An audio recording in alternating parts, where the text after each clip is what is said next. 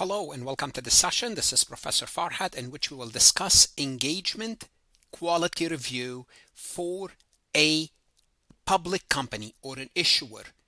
But before we discuss the engagement quality review, we want to kind of go back and review what is an audit, what are the basic elements of an audit, in order to add this engagement quality review as an added feature.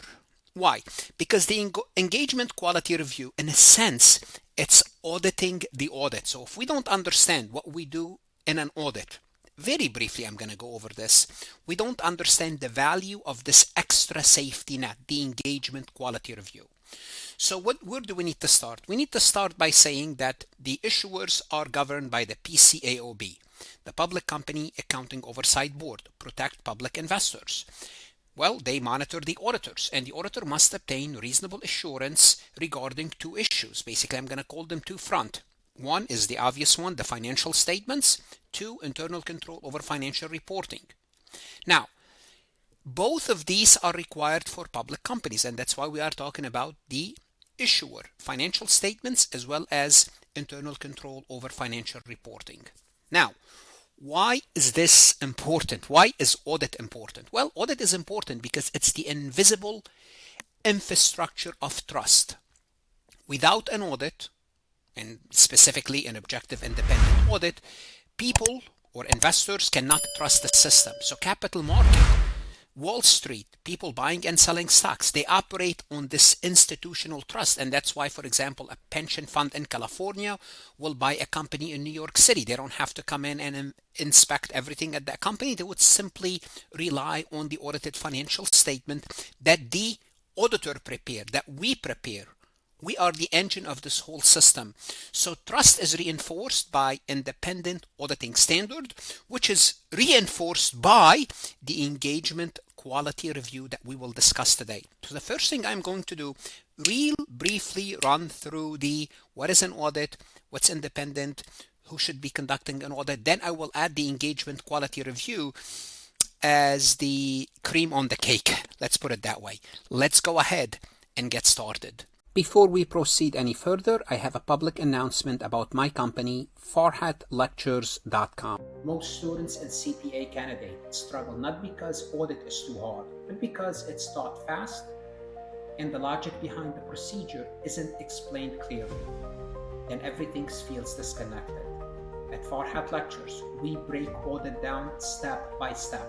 We explain the why behind the standards, the logic behind the assertions, risks, procedures, evidence, so the whole process finally clicks.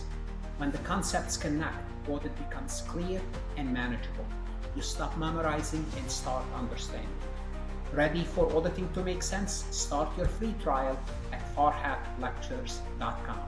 So the first objective is financial statement audit. Obtain reasonable assurance that the financial statements are free of material misstatement. So what are the key points here? Reasonable assurance. We don't provide absolute assurance. That's impossible. We cannot guarantee anything. Practically, it's impossible because we don't audit everything. And also, if we audit everything, we could make mistakes. So we could never guarantee anything. We could offer reasonable assurance. We need sufficient appropriate evidence. And again, we talk about sufficient appropriate evidence when we discuss this topic, when we discuss the evidence topic. But simply put, what you need to know for now, we need enough evidence to support our opinion. And our opinion is based on certain assertions, certain claims like existence, completeness, accuracy. So this is one thing that the auditors do, audit the financial statements. And basically the audit course is all about this topic. Then we have audit of internal control. Here the internal control means evaluating the system that generate the financial statements, because you have a system that generate. The auditor must determine whether that system is properly working. The internal control are effective. Now again, as part of the audit course, we talk a lot about internal control, but think of it as the system. And any material weakness in that system will have to be flagged. Like what? If one employee can both authorize a sale and reconcile account receivable, well, fraud is possible. It doesn't mean fraud would happen, but fraud becomes possible. It means it could be a weakness, a material weakness, a deficiency. So a material weakness, it's flaw that create reasonable possibility of material misstatement. So as an auditor, we have to look at those as well. So financial statements as well as internal control. 3, the auditor must be independent. So not everyone can conduct an audit. Independence is foundational. Otherwise, if we don't trust the system that the person is independent, we cannot trust the numbers. And independence, we always talk about this, should be in fact.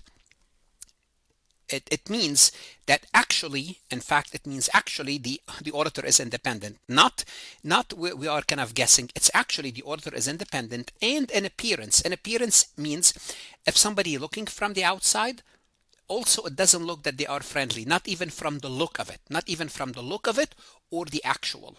So if an audit partner owns a stock in a company, independence is impaired. Because this is independence in actuality is impaired, because now you are auditing your own company in a sense.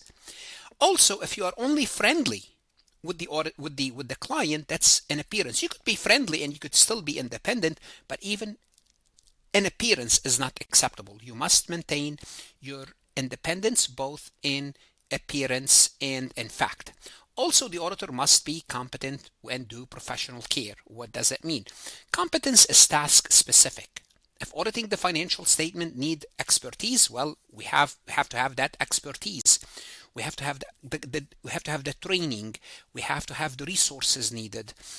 We have to know how to apply professional skepticism, means questioning the evidence, challenging management assumption, verifying any explanation that they give us. This is what do professional care is. Use professional judgment. And obviously we have to document all of this, and if anything is challenged, we can show that we ask about the issue, we challenge the management.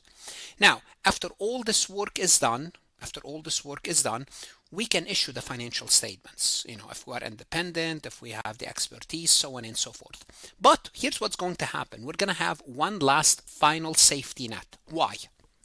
The auditor work for a firm, and the firm is concerned that if we do anything wrong, if we miss something, it's going to come down to us, whether the partner in charge or the firm. So what they do is they create this engagement quality review, which is, think of it as the final safety net before we issue a report. So this is mandatory for issuer audit. So if you are issuing, you want to go through an engagement quality review. Now, this review, it's like reviewing the work of what the auditors did. We talked about what they do. Now you're reviewing the work. It has to be done by an independent partner. So the person that's doing the review should have no involvement with the engagement, because you cannot review your own work. It's just like you become impaired. You cannot be involved in the engagement in the first place. Now keep in mind, you have to be competent and objective, just like the original audit is. But you don't have to reperform the whole work. You don't have to go back and do the audit procedures. You don't have to recount inventory, but you have to know how they did it, whether it's reasonable.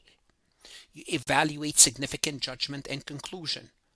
Think of this engagement quality review as a stress testing of the logic of the audit. You're just examining what they did.